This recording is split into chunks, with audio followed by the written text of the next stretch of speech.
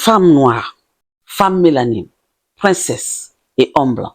Comment équilibrer les deux mondes? Comment équilibrer les deux mondes? Mais c'est important d'équilibrer les deux mondes. Tu cherches à équilibrer les deux mondes? Oh oui, c'est normal. Attends, écoute-moi très bien. Mais princesse, quand vous rencontrez les Waiti, l'homme blanc, vraiment faites beaucoup attention. Vous avez tendance à rentrer dans ce couple-là, à jouer sur les traditions et oublier vos traditions. Maintenant, moi, je te conseille d'équilibrer les deux mondes. Parce que c'est deux mondes parallèles, c'est deux mondes différents. Donc, il faut les rassembler et les équilibrer. D'accord? Ce n'est pas évident. Je sais.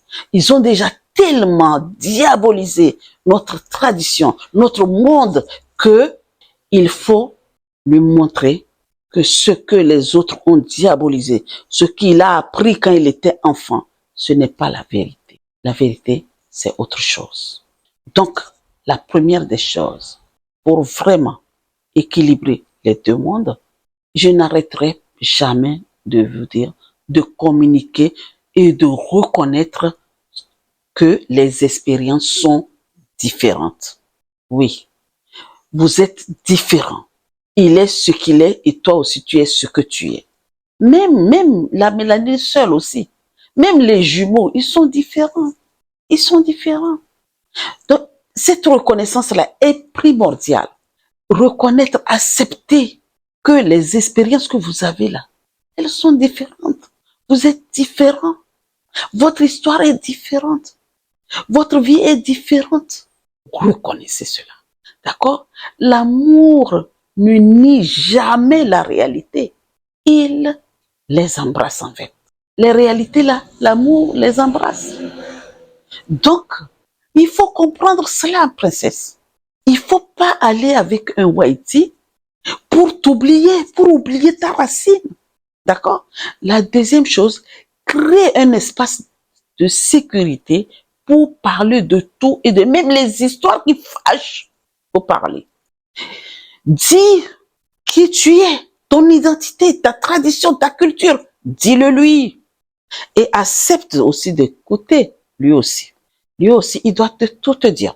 Bon, c'est vrai qu'il y en a d'autres qui n'aiment pas parler, on s'en fout. Mais l'essentiel est que tu as dit. L'essentiel est que tu ne t'es pas caché. L'essentiel est que tu as montré qui tu es. Mais quand il va voir que tu as montré vraiment qui tu es, lui aussi, lui surtout, les Waiti là, surtout, là où ils veulent nous amener là, c'est surtout dans leur tradition de culinaire. Surtout les Français. C'est culinaire. Comme on a dit que la France est, les bons cuisiniers, c'est en France et qui a fait, qui n'a pas fait quoi. Ils ne savent pas que les bons cuisiniers là, c'est en Afrique, les vrais. Mais bon, comme ils ont pris le monopole de dire ça et que le monde entier le suit, c'est pas grave. Mais, c'est dans sa culture culinaire qu'il va t'amener, hein, si c'est un Français. Et tu vas mettre ça pour équilibrer. Et puis, il faut que lui, là, ton homme là, il faut qu'il respecte et valorise ta culture noire. Ce n'est pas qu'il va dire, oui, j'accepte. Tu vas lui dire, ok, tu es venu, tu as dit, tu as parlé de ta culture, vous êtes d'accord, on est d'accord, point, ok. Maintenant, c'est pas le fait qu'il a accepté qui est important, hein. Ce qui sera important, c'est qu'il apprenne au moins. Qu'il prenne, qu'il valorise, il doit apprendre, ne serait-ce qu'une seule chose de toi. Même la langue. Toi, tu parles sa langue couramment. C'est bon. Mais lui, là, il peut ne serait-ce qu'apprendre à dire bonjour dans ta langue. C'est important. D'accord? Là, tu es en train d'équilibrer les deux mondes. Participer à des fêtes qui t'ont cher dans ta culture. Venir en famille, vraiment faire plein de choses avec toi. Là, tu équilibres les deux mondes. Sinon, si il ne fait pas tout ça là tout le temps, toi tu es chez toi et il est chez lui, quand il est c'est le déséquilibre total. Donc les deux mondes ne sont pas équilibrés. En quatrième position, se libérer des préjugés. Parle dans le couple mixte là. Il est vital, il est que de ne jamais réduire l'autre. Il est vital. Écoute, dans les couples mixtes, il y a toujours des préjugés. Il y aura quelque chose. Je vais te donner juste un petit exemple. Quelque chose qui s'est passé il n'y a pas longtemps. on était en voiture, on roulait. Et puis, moi j'ai dit, hein, ce que l'humain ne comprend pas, ça c'est les blancs qui ne comprennent pas ça. Moi je trouve ça bête. Jusqu'à preuve du contraire, le blanc ne comprend pas que tout ce qu'il est en train de penser, tout ce qu'il est en train de dire, tout ce qu'il rumine là, ça lui arrive tout le temps. Moi, mon chéri, des fois sur la route, et quand quelqu'un fait que il est ronchon. Oui, il parle. Bon. À chaque fois, il y a toujours une voiture qui a tendance à venir sur lui. Des gens qui roulent mal, ça c'est clair, c'est partout, les gens roulent mal. Des fois même, tu es en train de rouler, les gens dans le tournant, là, au lieu de bien prendre le tournant, ils veulent venir. Et toi qui arrives en face, ben, tu vois que la personne chevauche sa ligne. Et hier, et il n'y a pas longtemps, comme je disais, on partait, on a pris un petit chemin, parce qu'il y avait un embouteillage sur la grande route. Donc, on a pris notre route, qui est beaucoup fréquentée aussi. Et on a eu plusieurs personnes qui venaient sur nous. Et il était, oh là là, enragé. Et il était enragé. Moi, ça me faisait rire.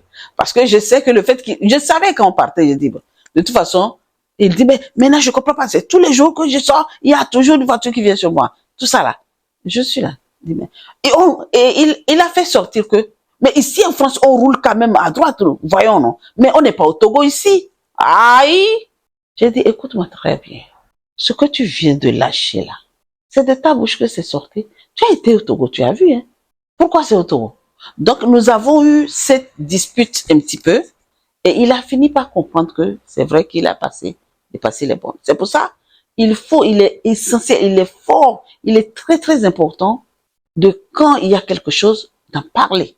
OK? Et puis, en 5e position, je vais te demander, princesse, d'équilibrer l'effort d'adaptation. C'est pas que toi seul qui dois t'adapter. Vous deux, vous devez vous adapter. Vous avez l'effort, vous avez la responsabilité de vous adapter mutuellement. Comprendre l'autre, c'est important. Ce n'est pas parce que toi, la femme noire, étant donné que tu es forte, c'est toi qui dois tout prendre sur toi. Et c'est toi qui fais tout. Et l'autre est là, il ne fout rien. Non. Moi, j'ai déjà vu des couples où tout ce qu'il y a à faire, couple mixte, c'est la femme. Quand il y a des fêtes, le monsieur, il ne vient pas. Il ne va pas. Et la femme, à un moment donné, elle était malheureuse. Donc, ce couple-là n'a pas réussi à durer dans le temps. Parce que, il n'y a pas eu l'effort d'adaptation pour les deux. Ça n'a pas été. Quand il y a les fêtes chez lui, elle y va. C'est madame. Ah.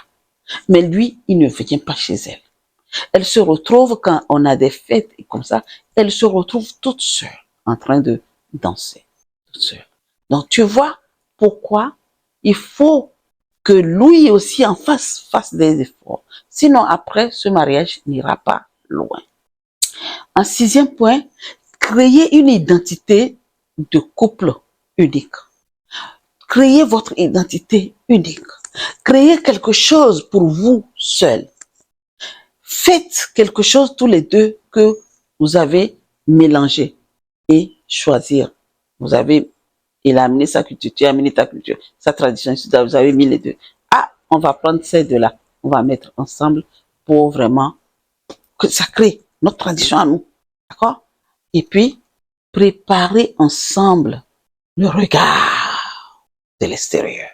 Oui, l'extérieur est toujours mauvais. Comme dit une sœur là, le dehors est risqué là. Le dehors est mauvais. Les regards des gens du dehors, très mauvais. Des fois, on vous regarde d'une manière et tu sens derrière toi qu'on est en train de vous observer en disant quelque chose dans le regard. Vous savez que le regard, quand quelqu'un te regarde, ça dit beaucoup plus de choses que de parler. La conversation non violente, non verbale, elle est très, très, très plus forte que verbale. C'est ça. Ça, il faut discuter, parler, préparez-vous ensemble pour ça, pour bien les accueillir, ce genre de choses-là. Et que pour élever ensemble une conscience des enfants, l'arrivée des enfants, l'avenir. Préparez-vous, élevez ensemble les enfants, parlez de tout cela. Parce que quand les enfants vont venir, si vous ne vous êtes pas préparé, vous n'avez pas encore eu le temps de discuter de comment vous allez vous occuper de vos enfants, princesse, ça va, les enfants vont être tiraillés. Les enfants ne sauront pas sur quel pied danser. Les enfants seront désorientés. Il n'y aura pas de l'équilibre. Tu n'as pas réussi à équilibrer les deux mondes. Parce que c'est les enfants qui font le monde aussi dans un couple mixte. Quand vous allez vous marier, vous allez faire ce que vous voulez, vous n'avez pas encore les enfants. Ok, vous faites ce que vous voulez. Mais quand les enfants vont arriver, c'est encore autre chose. Donc c'est maintenant qu'il faut parler pour vraiment équilibrer les deux mondes. C'est les enfants qui sont les deux mondes. Donc faites attention. En résumé, pour équilibrer les deux mondes, ce n'est pas perdre son monde, ni obliger l'autre à renoncer à son monde. Non, tu ne perds pas ton monde et tu n'obliges pas l'autre à renoncer à son monde. Ou personne ne t'oblige pas à renoncer à ton monde. Vous devrez tous les deux bâtir un troisième monde. Vous avez deux mondes. Il y a le monde, prenez les deux mondes et vous bâtissez un troisième monde. Sur ce, princesse, je m'arrête là pour ne pas être très longue. Donc, dis-moi, comment tu es en train d'équilibrer les deux mondes dans ton couple en tant que couple mixte? À toi les commentaires. Sur ce, je vous dis à très vite. Passez une très très très très belle journée et je te dis à très bientôt pour une nouvelle vidéo. Merci. Ah, j'ai oublié quelque chose. Abonne-toi. Clique sur la cloche de notification. Si ce n'est pas encore fait, commente, partage, aime. À très vite, princesse. Merci. Et toi aussi, le prince.